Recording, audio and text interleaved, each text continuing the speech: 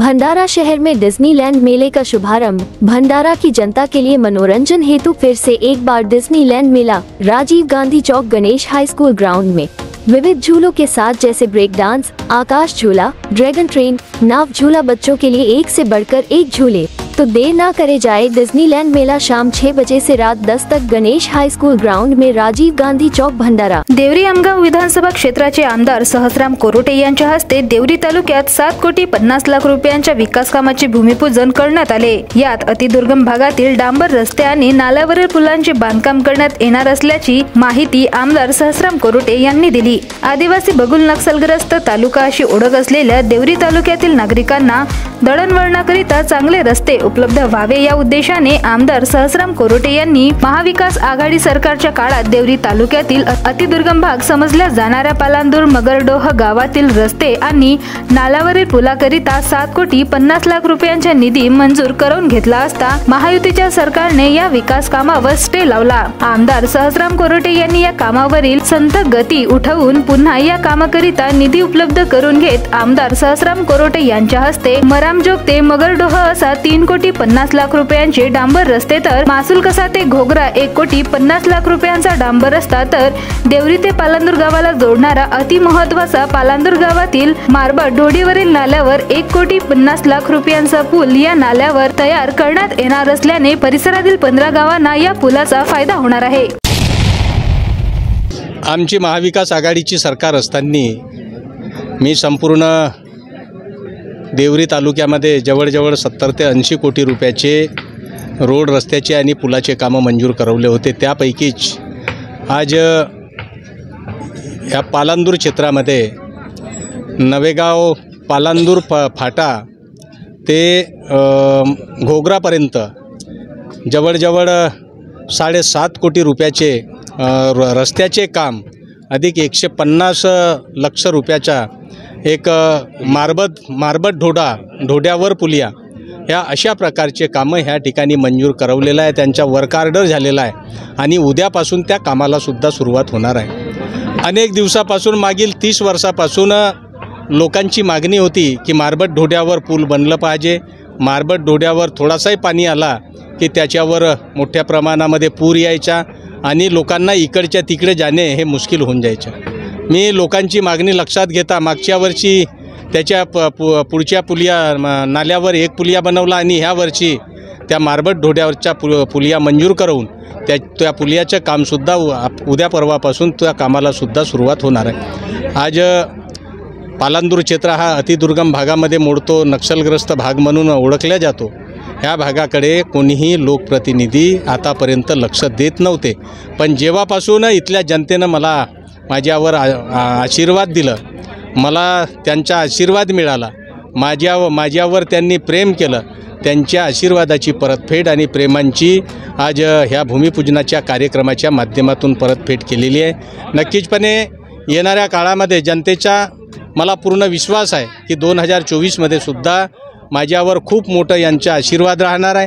मला पुन्हा विधान भवनामध्ये पाठवण्याचं काम इथल्या जनतेचे माध्यमातून होणार आहे आणि पुन्हा मी आमदार बनल्याच्या नंतर ह्या क्षेत्राचा माझ्याकडे एक रोडमॅप तयार झालेला आहे। मग ते बंधाऱ्याचे काम असो किंवा कोल्हापुरी बंधाऱ्याचे काम असो, अनेक ठिकाणी पुलियाचे काम असो किंवा बाकी राहिलेले काही रस्त्याचे काम असो, गावागावामध्ये समाज भवनाचे काम असो, हे सर्व काम मी माझ्या वतीनं 2024च्या नंतर ते पूर्णत्वास आणण्यासाठी भरपूर प्रयत्न करणार आहोत आणि ह्या आपल्या क्षेत्राला एक विकासाचं मॉडेल म्हणून मी ते दाखवण्याचं सुद्धा आणि विकासाचे मॉडेल तयार करण्याचं काम मी माझ्या वतीनं करणार आहोत।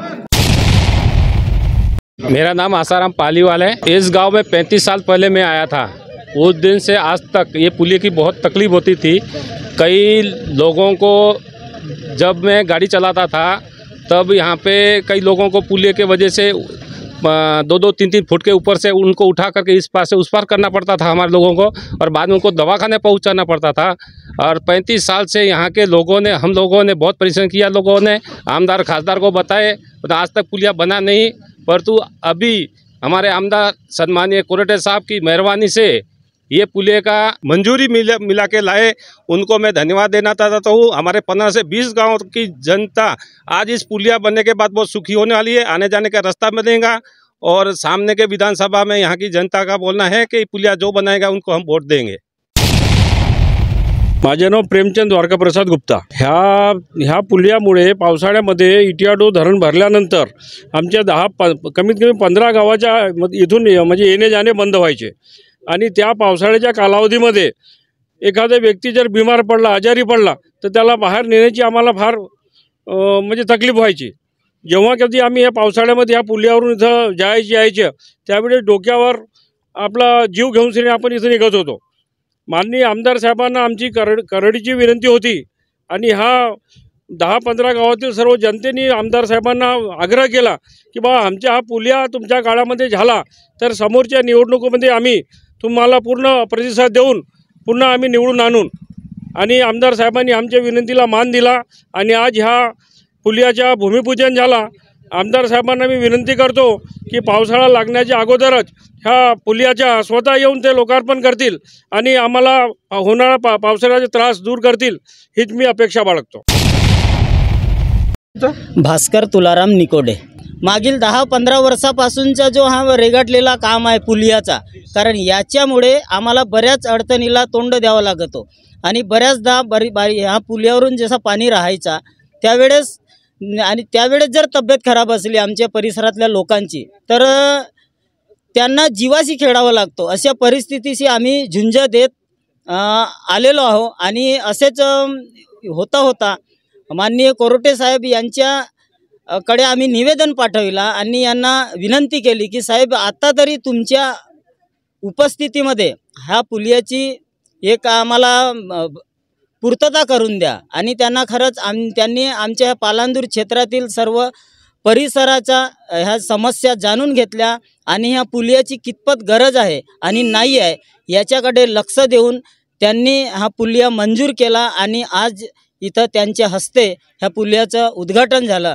आणि ह्या प्रसंगी मी सांगेन की नुसतं उद्घाटन केल्यानं नाही, पण कोरोटे साहेबांना सुद्धा मी सांगू इच्छितो की तातडीनं, म्हणजे आता नेमकं 3-4 महिने बाकी आहेत पाणी पडायला, तर त्याआधी हा पुलियाचं काम पूर्ण व्हायला पाहिजे। आणि हा जर पूर्ण काम झाला तर येणाऱ्या विधानसभेमध्ये आम्ही कोरोटे साहेबाला अजून ह्या परिसरामध्ये भरपूर आशीर्वाद किंवा मताने आम्ही त्यांना निवडून देण्याची ग्वाही ह्या परिसरातील ह्या पालांदूर ग्रामपंचायतील तंटामुक्त अध्यक्ष या नात्याने मैं ग्वाही देतो। भंडारा गोंदिया जिला वासियों के लिए खुशखबर है।